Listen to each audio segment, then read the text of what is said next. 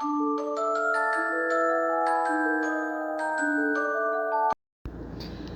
everyone, it is Vlogoween day 16, and I wanted to talk about Goosebumps, and I'm going to be talking about the books that I think actually have some pretty scary concepts.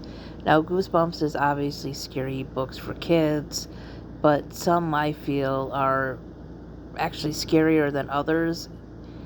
As scary as a book written for children can be. So, yeah, this isn't like a top 10 or anything. These are just random Goosebump books that I think actually have a scary concept that could actually be scary, and, if it happened in real life. Some of these are my favorite ones, some of those are not. I pretty much like all of them in one way or another, even the ones that I didn't really care for. They're still mildly entertaining. So here goes. Like I said, it's just a random list. We have to go with Say Cheese and Die, right? Kid finds a camera, or like a group of friends find a camera, like in this abandoned warehouse or something like that, and it basically predicts a scary future. So, like, it's been a while since I read the book, so I can't remember exactly what's book, what's the TV adaptation. Most of them, not all, are pretty faithful. But, for example, there was one where they took a picture of one of their friends, and in the picture they were falling, I think, off stairs, and then it, like, happened in real life. The big one is, like, they get into a car wreck, right? He takes a picture of his dad's new car, and when it comes out, because it's basically like a Polaroid, right? So when the picture comes out and everything, the car is all wrecked. And obviously that happens, like, a couple days later. And that is a scary concept, right? You get a cool looking camera, and then it predicts this, like, gruesome future and everything.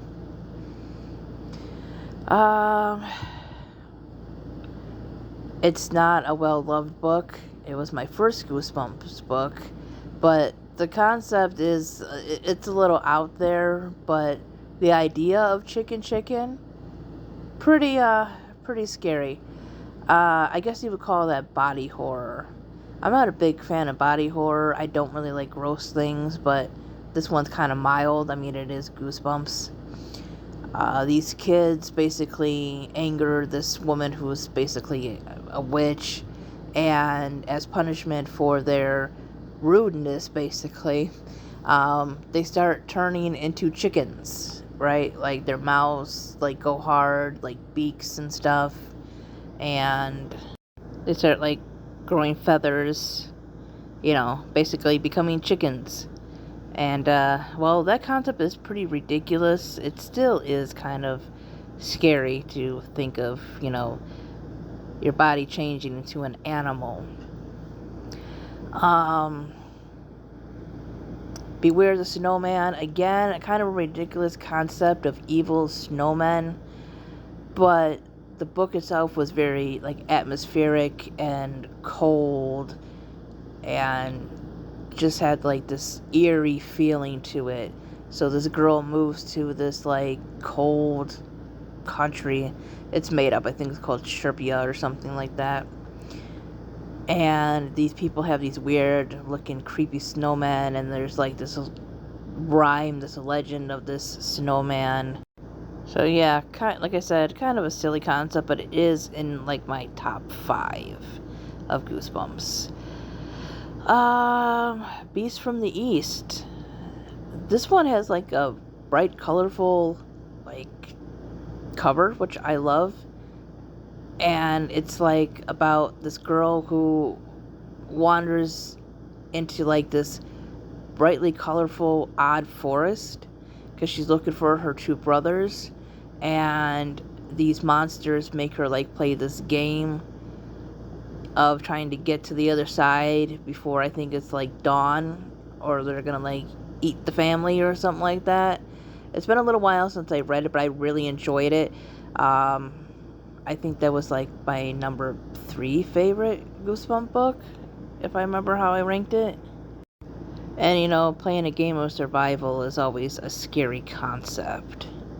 Curse of Camp Cold Lake. This one had both a creepy story and a creepy cover. I know a lot of people don't actually like the story, and I can see why, because the protagonist is kind of annoying, but that whole ghost thing and, you know, her kind of feeling isolated and not fitting in with the other campers and everything, and then you have this ghost to deal with, and, you know, there's kind of like a kind of dark backstory and everything and reveal and stuff. It's been a while since I read that one, but I do remember actually liking it. I remember finding it actually kind of scary and creepy. Because, you know, we find out the ghost isn't, you know, exactly what she said she was going to be, and the idea of ghosts are scary enough. Welcome to Dead House. That was the first Goosebumps book, and it really has such a dark tone to it. And I read this because this was like his first time writing horror for kids, basically. So it didn't have that kind of comedy slash lightness that some of the other like Goosebump books after that had. So yeah, it really just had this dark atmosphere to it compared to some of the other books. And like I said, there are some like eerie, atmospheric Goosebumps books. There really is. But Welcome to Dead House really had that darker tone to it. It basically is about a family who moves into a new house, and you know, their neighbors are kind of strange. They can't be out in sunlight. They act strange. Now, to me, I think it would have been better if they had been vampires versus... They don't say zombies in the episode or the book, either one. Maybe they used Living Dead? I can't remember. But, to me, just the way the book read, it felt more like it should have been like a vampire story, in my opinion. But, yeah, that one was pretty scary, for Goosebumps.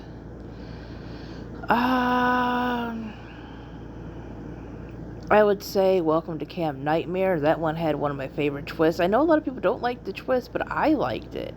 You know, this kid goes to the summer camp, and then other kids start disappearing, and camp counselors aren't listening to him, and there's this beast out in the woods and everything. And, you know, it's just that scary concept that people are disappearing or odd things are happening, and nobody believes you. And you're basically told that you're crazy. And like I said, the ending, one of my favorites. How to Kill a Monster. This one is fun, but also a scary concept. So these kids are staying with their grandparents. They're like step siblings, and they're like, I think, with the sister's grandparents. And they leave, and they don't tell the kids that there is a monster in the house that the grandfather thinks he killed. And so they basically have to outrun this monster and, you know, try to think of a way to get through the night with this monster and everything. So the episode is fun, the book is fun. The cover is like, I think, teal and like pink. So yeah, it's kind of odd. It's like that mix of fun and scary. Alright, so that was just some random Goosebump books that I found pretty scary. Hope you enjoyed. Bye bye, everybody.